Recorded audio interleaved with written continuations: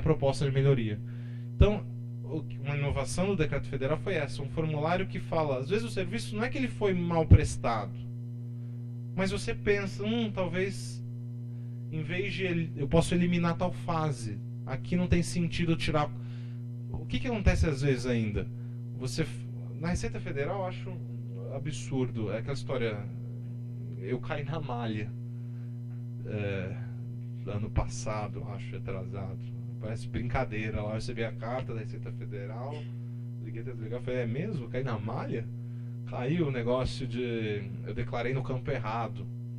Era um rendimento que eu tive, declarei num campo que não estava, daí tive que ir lá apresentar a justificativa. A justificativa você tem que fazer pela internet. Você faz lá a justificativa, coloca todos os motivos, mas olha só a burocratização. Eu faço pela internet, mas eu tenho que imprimir o que eu fiz pela internet, levar pessoalmente. Sabe o que eles fazem lá pessoalmente? Digitalizam isso e lançam no sistema e processo deles. Não faz o menor sentido. Aí é a burocracia, aquela burocracia pesada, não burocracia no sentido positivo, burocracia de serviço desnecessário, papelada, à toa. Então, eu trabalho ainda na frente da Receita, não tem grande obstáculo para mim, mas imagina, Itero, o contribuinte que mora no interior, que tem que se deslocar para isso, sendo que o negócio é feito pela internet, ou seja, eu não tenho como chegar lá pessoalmente e fazer, eu tenho que fazer pela internet, mas eu tenho que imprimir o que eu fiz pela internet, chegar lá para eles digitalizarem e colocarem no arquivo. Hoje em dia o processo lá é tudo eletrônico, o processo eletrônico. Veja, assim que estiver vigorando isso, eu vou ser o primeiro a usar o Simplifique e falar, muda metade da Receita Federal. Porque é um retrabalho atrás do outro que não tem sentido. Então a ideia do Simplifique é justamente isso. Às vezes não é dentro do que a Receita Federal se propôs a fazer, ela fez certinho. Eu agendei o dia que eu tinha que ir lá, era fácil preencher pela internet, eu fui atendido no horário, tudo mais. Veja, então, em si, o serviço em si não foi mal prestado dentro do que eles se propuseram a fazer. No entanto, claramente existe uma burocracia desnecessária, uma repetição de serviço sem justificativa nenhuma. A ideia do Simplifique é isso, é colher manifestações do usuário, como melhorar o serviço público. Então essa é uma novidade do decreto federal, não foi reproduzida no decreto estadual, mas que é algo diferenciado. Uma coisa também que o decreto federal deixou claro, o estadual não deixou muito claro isso. A ideia é, o servidor público militar que descumprir disposições desse decreto está sujeito às penalidades. Deixando claro para o servidor que isso não é uma mera recomendação. Não estou falando, se der, você trata o usuário com urbanidade. Se der, você responde no prazo. Se você quiser, se você puder, você presta atenção em divulgatório. Não é. São normas jurídicas. Como normas jurídicas, tem um dever ser, tem uma determinação, não é uma mera recomendação. O decreto federal, claro, ele não criou uma penalidade, ele só deixou claro, falando, peraí, só lembrou que se você não cumprir, você está sujeito a infração administrativa aqui no âmbito federal da 8.112, lei referente aos militares. Ok? Então, algo que o decreto estadual não trouxe, o federal trouxe, com esse caráter mais de lembrar que não estou simplesmente sugerindo que você adote os termos da lei e a regulamentação do decreto. É uma determinação. Porque muitos servidores falam, não, eu não vou mudar, eu faço assim há anos, eu não vou fazer diferente. Isso é muito comum, os órgãos públicos não se atualizam, tem novos sistemas, tem novas dinâmicas, e sempre tem as pessoas que são um pouco resistentes. Que chegam e falam, eu sempre fiz assim, sempre deu certo. Agora eu não vou mudar, absurdo exigir isso. Veja só, você não está na sua empresa privada, na sua casa, que você escolhe como você vai se conduzir. Tem ordens, tem normas. Tudo bem, se você é contra você acha que não é uma boa norma, você tem os meios corretos para questionar, para debater, para tentar mudar. Às vezes é impossível você fazer por inviabilidade técnica, falta de pessoal. Tem N fatores que às vezes você acaba não cumprindo uma determinação, mas não deixa de ser uma determinação. Então aqui quando coloca que está sujeito à penalidade é só para reforçar esse ponto de que não é mera sugestão. E aqui por fim a questão da entrada em vigor. O último artigo, se ela entra em vigor a contar de sua publicação. A publicação foi 29 de junho. 360 dias para a União, Estados, Distrito Federal e municípios com mais de 500 mil, tinha falado 100 mil, mas é mais de 500 mil. 540 dias para municípios entre 100 mil e 500 mil. e 720 dias para municípios com menos de 100 mil habitantes. Reitero, a lei não deixa claro, não deixa expresso, mas é evidente que essa vacatio legis tão ampliada tem por objetivo, mudar a mentalidade de servidor, agente público no geral, e 2, permitir que todos os órgãos consigam nesse tempo se adaptar às determinações legais e permitir que haja a regulamentação necessária. Ou seja, que quem não tem ouvidoria crie uma ouvidoria, quem já tem ouvidoria faça adaptação da ouvidoria às determinações legais. Principalmente, a principal mudança, eu acho, mais imediata que tem que ter, mudança nos sites. Carta de serviço, elaboração de carta de serviço, disponibilização com todas aquelas informações, treinamento, não só, mas principalmente daqueles agentes públicos que atendem ao público. Porque, ok, todo mundo é agente público, mas claramente, eu como procurador da Fazenda, agora eu até atendo mais na chefia, mas antes eu atendia muito pouco o público. Resolvia mais em processo, minha questão era mais jurídica, de direito, mas tinham servidores lá na procuradoria que o papel é justamente fazer o atendimento ao público. Todos estão vinculados por essa lei, mas evidentemente que aqueles agentes públicos cuja missão é fazer um atendimento direto ao público precisam de um treinamento mais qualificado para seguir os termos da lei. Então, esse prazo é justamente para isso, para treinamento, para mudança de mentalidade, para regulamentação. A gente ainda tem tempo. É junho, mas não é muito. Então é bom que a gente corra. E só um ponto. Essa questão de entrar em vigor não quer dizer, vamos lá, uma concessionária que eventualmente, uma concessionária estadual que eventualmente está prestando um serviço aqui em Campo Grande. Não vamos pegar em Campo Grande, um município pequeno. Veja, a concessão é estadual. Então, para ela se aplica o inciso 1º. Não é onde o serviço está sendo prestado, é qual o âmbito daquele órgão de atuação. Não é porque eu estou prestando um serviço num município de 1.000 habitantes que eu posso falar, não vou regulamentar ainda que meu prazo é maior. Na verdade, você é um órgão estadual, municipal ou federal. Essa que tem que ser a análise. Ok?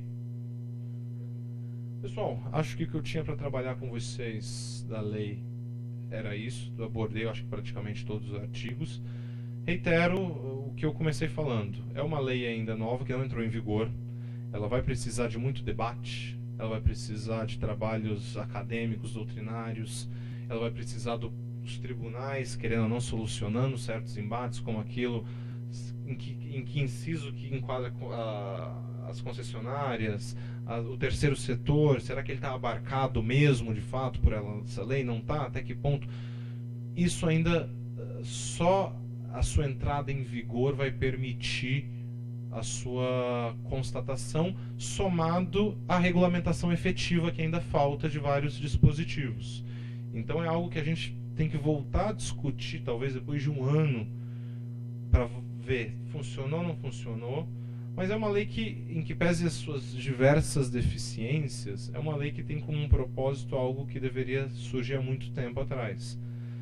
Serviço público não é para o agente público se vangloriar, não é para ele achar que tem poder, não é para nada. É para ele atender bem o usuário. Ponto. Isso eu acho que tem que ser o mote principal dessa lei.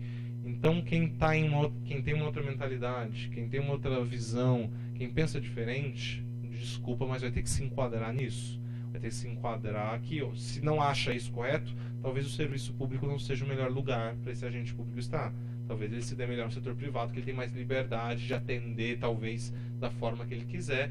E daí quem vai fazer com que o negócio dele vingue ou não é a livre concorrência, se o produto dele tem qualidade ou não. No serviço público, senhores, o usuário é a estrela.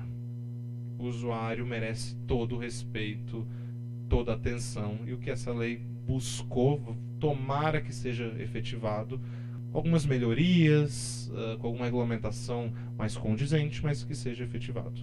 Bom, pessoal, obrigado pela atenção.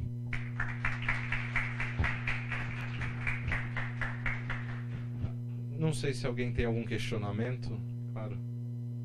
Claro.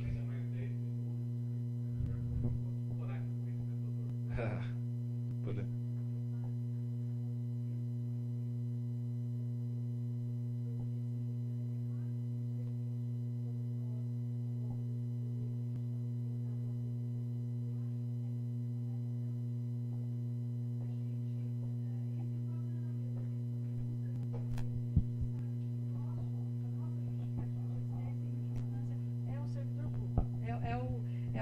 assistido ao usuário.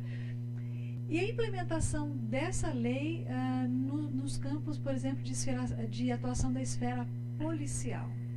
Um exemplo, é muito difícil você chegar numa delegacia de polícia e conseguir fazer o seu boletim de ocorrência no momento que você vai. É o grande âmbito de reclamação. Polícia Civil, Polícia Militar. Por quê? Porque o trato que eles têm com as pessoas, com o usuário, é do ponto de vista da autoridade para com um menor.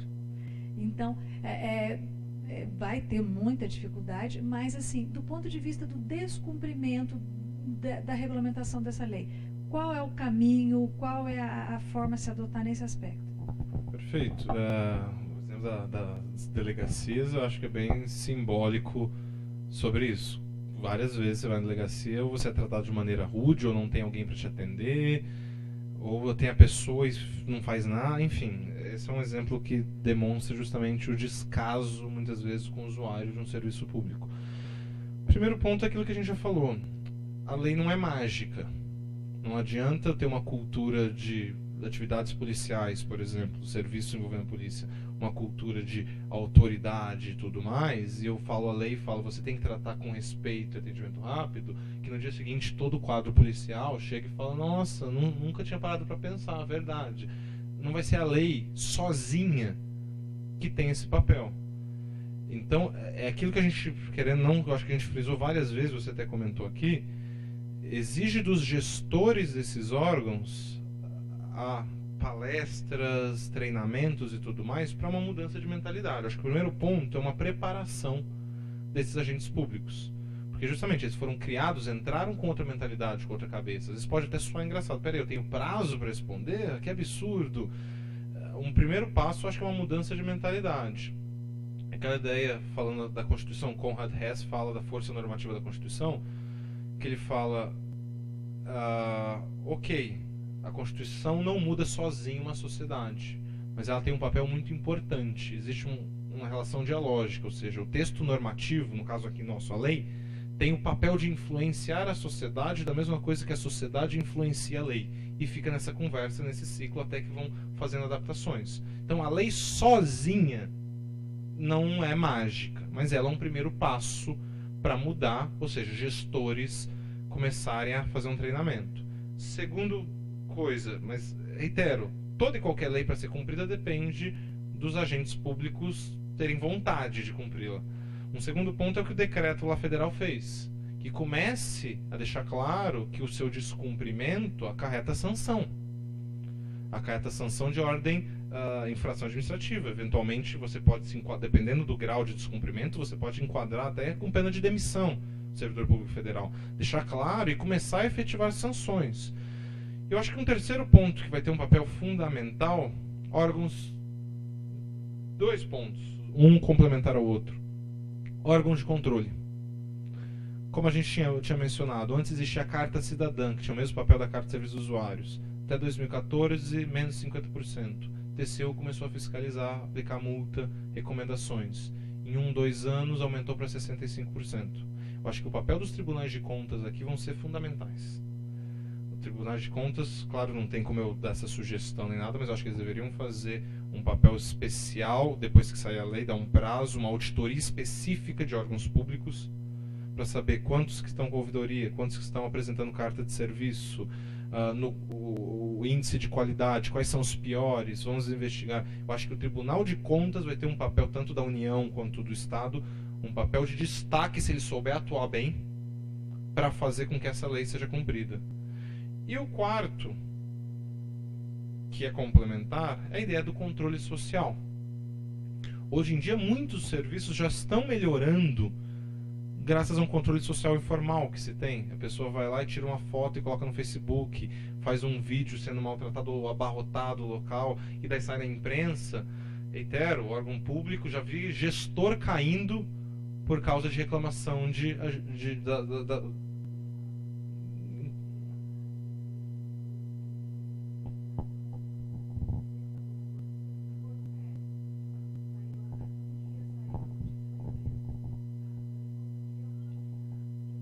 Ou seja, perfeito, o controle social reitero, quem que usa o serviço público? A sociedade. Então, quem mais bem capacitado para avaliar e divulgar abusos? Então, acho que uma divulgação ampla dessa lei, uma consciência de, peraí, eu tenho tais direitos, não estão sendo cumpridos. Hoje em dia, com a rede social, com o WhatsApp, com o celular, todo celular tem câmera, não sei o quê, eu acho que isso vai fazer um controle social muito grande, isso vai constranger agentes públicos, ainda que não concordem, a se adequarem. Reitero, então, o descumprimento eu acho que vai ter que ser resolvido. Mudança de mentalidade, isso depende do gestor. O gestor tem que servir de exemplo. O gestor tem que passar para o servidor público, olha, a gente tem que mudar, tem que fazer treinamento, tem que fazer, enfim, revisão de procedimentos que já são adotados e tudo mais.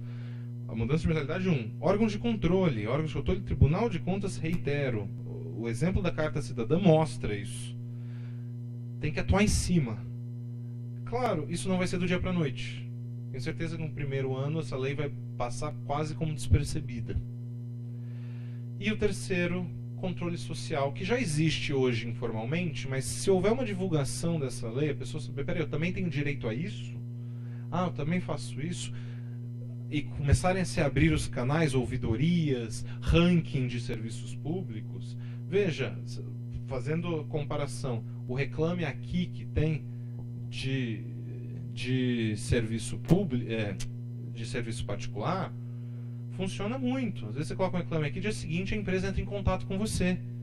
Desculpa, te dar uma resposta. Eu dou um exemplo, eu tive um problema muito sério com a Oi, concessionária de telefonia.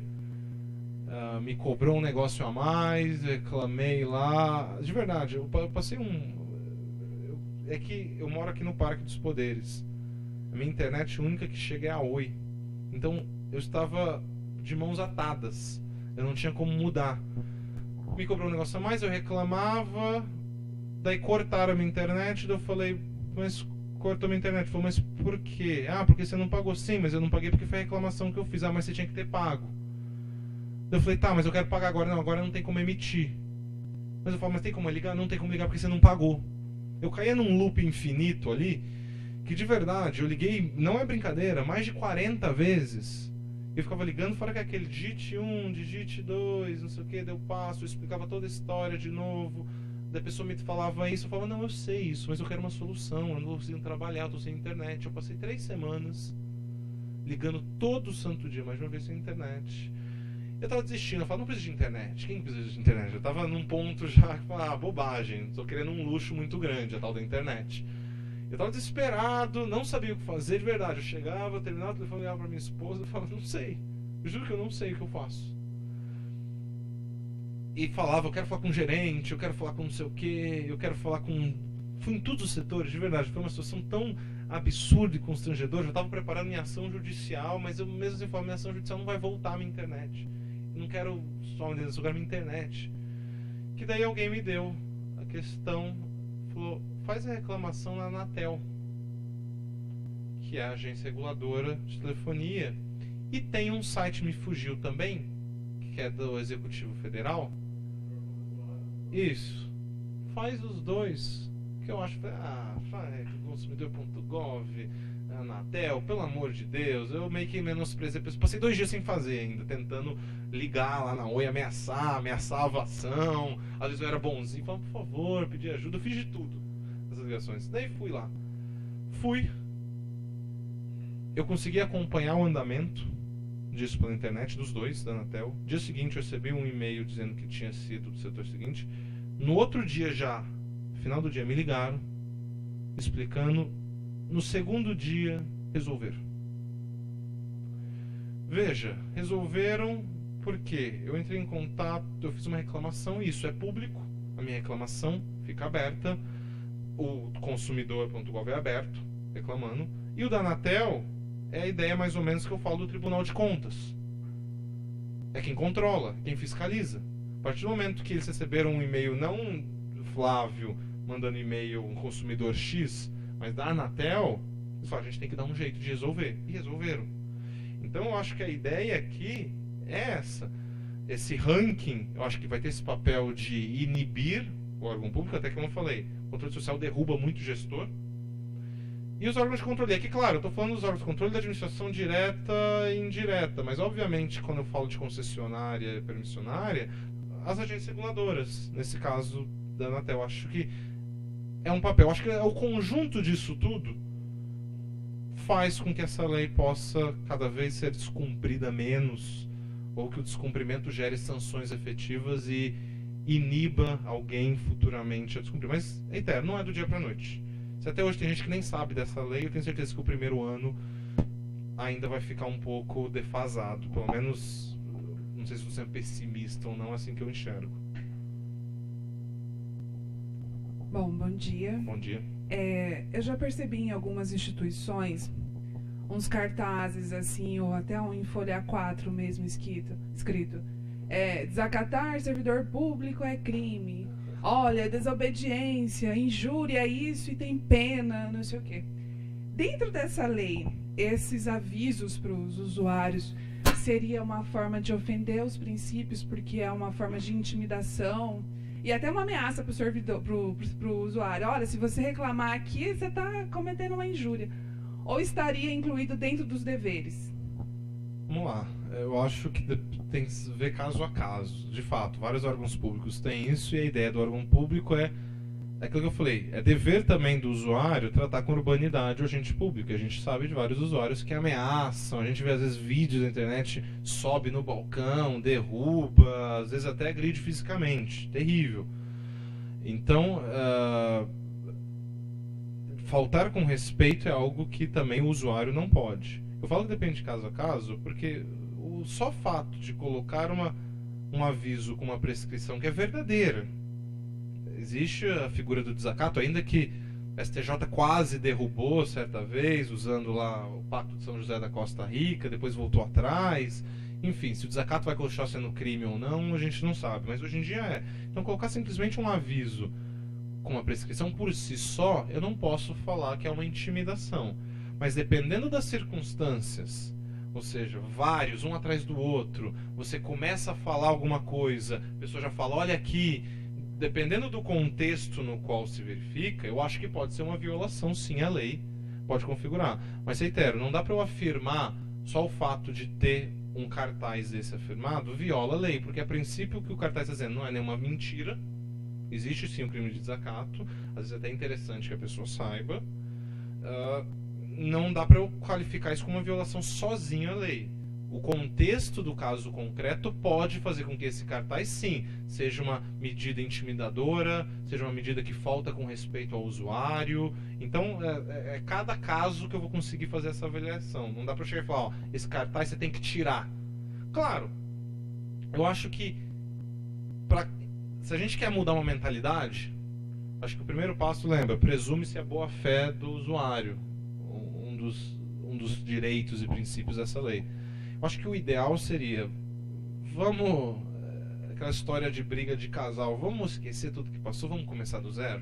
É mais ou menos isso entre o usuário e o prestador de serviço público. Ou seja, a gente já teve uma relação super conturbada no passado, você não me atendia bem, eu te desrespeitava, vamos começar do zero? Eu acho que um bom gestor recomendaria para o órgão público, tira todos esses cartazes, coloca na lei, coloca o dever bobear da lei, dever de urbanidade, tanto meu quanto o seu, por exemplo, que a pessoa já entra, querendo ou não, um cartaz desse tem um papel, que nem você falou, de tornar o usuário armado.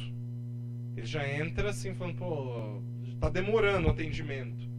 Ele já tá meio irritado, e ele vê lá o cartaz